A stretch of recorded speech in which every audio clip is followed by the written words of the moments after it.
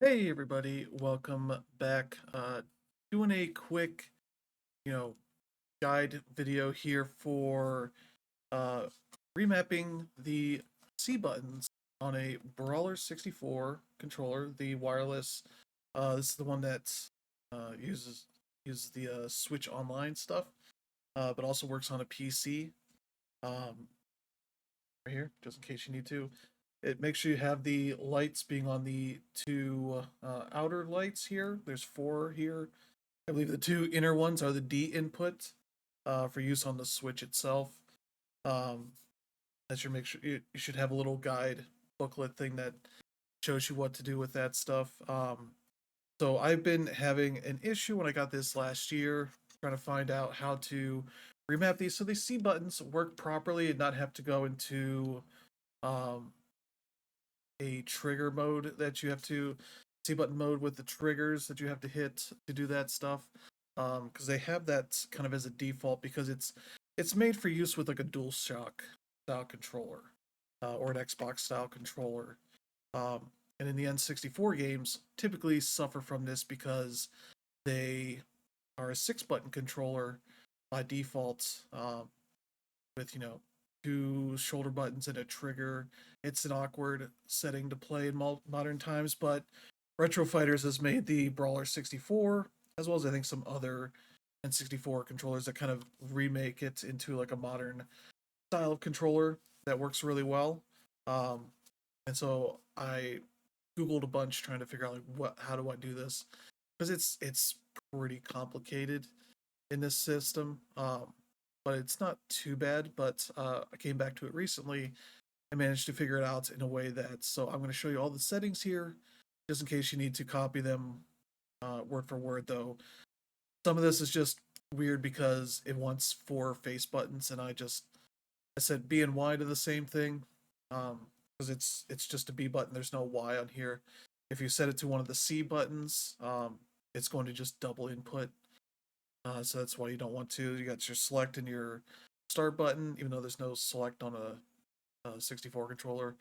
Got all your D-pad stuff. Your again A and X are the same on here, just to minimize issues. L and R situated properly. Same with your triggers. Um, L3, R3, I just have it set like that. But where you want to go here, um, I think if you go default, it sets left analog stick right to one of the C buttons. I don't know why, but it does on this. So make sure you're checking everything. Uh, with the right analog stuff here, you definitely want to set that all to the buttons here. Like here, to right, left, down, up. Make sure everything there. I don't have anything else set, but you can if you want. So there's um, not really much in the way because in this mode, if I hit the home button, it will bring up it'll close this. I don't think it exits out, but it definitely minimizes it. To get all that set, you can save as an auto config. If you want, that stuff I'm always confused with when I use the RetroArch, so I probably have a bunch of auto configs of that. You're done there. I don't think there's anything else you really need to set here. Um, maybe just your menu controls, because your OK and cancel might be swapped between B and A depending on how you want to use it, because it's thinking about it in the way that the Switch controller is, with bottom being OK and right being back, or vice versa. So you set it like this, it'll work out right. So now we're good. Got to an N64 game. I should have one running here because I was testing this out just to double check. I've been using WCW NWO Revenge because it has a setting menu where you can remap controls, and that can let you test it out right away. So it's already here. Um, Speaking of which, you want to make sure you go back down here to controls now, port one controls, and it should be set up like this. You got your B button set up correctly. It'll say C left. Don't worry about that. It's very confusing initially to me with that stuff. You're starting your select. I have them both set to the same thing because there's no select on a 64 controller. Um, so you still hit start and select to pull up this menu. For this, you got all your D-pad stuff mapped right. I got X and Y are just set as nothing.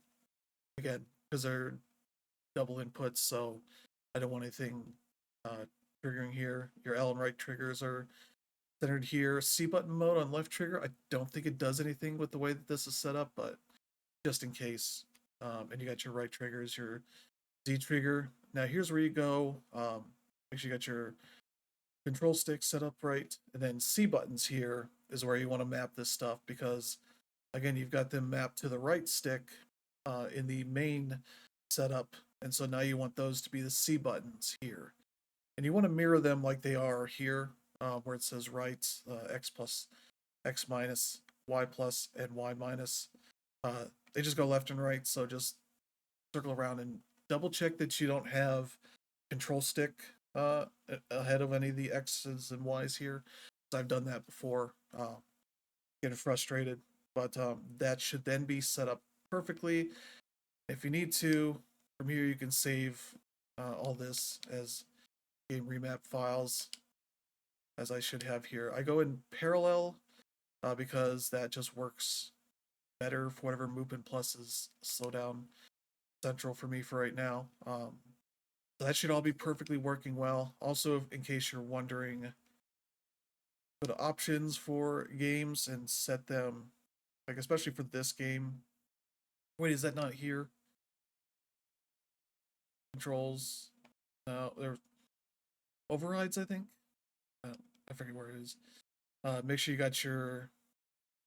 It's always weird when they.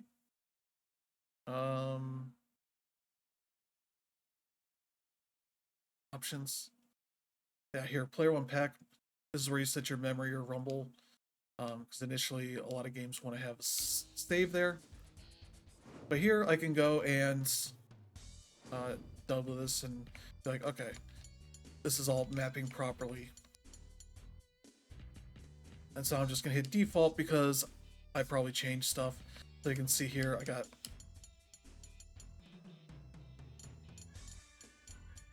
everything's mapping properly, which is great. I can go back out now and do my stuff. We'll play a match real quick just to show you that it is working properly. I picked this game partly because it's a classic N64 game that I bought back in the day.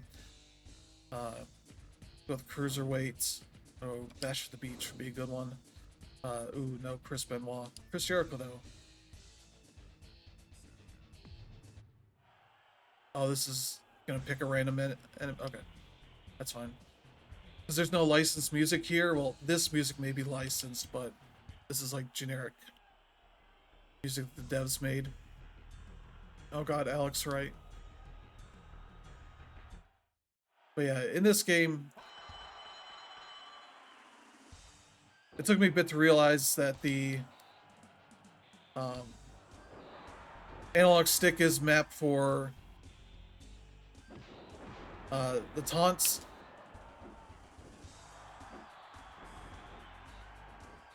But yeah, the analog sticks or the C-pad like lets you flip characters around, run,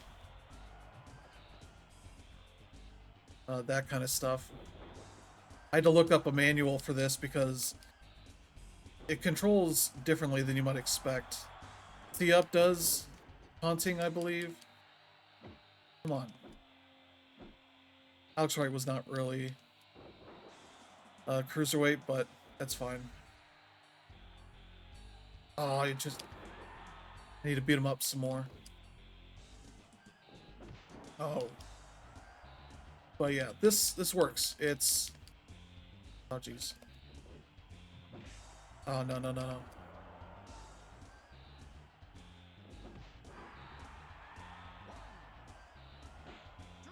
Yeah, this is an Aki wrestling game where they based it on... I forgot that does that. Oh, wait, what?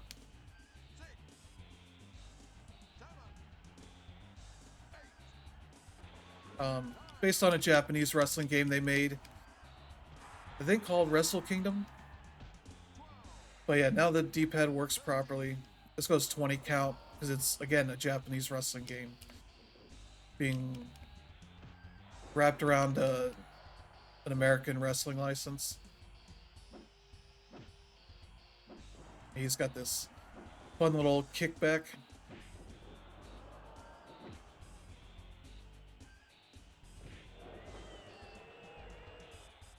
Oh no no no no no no!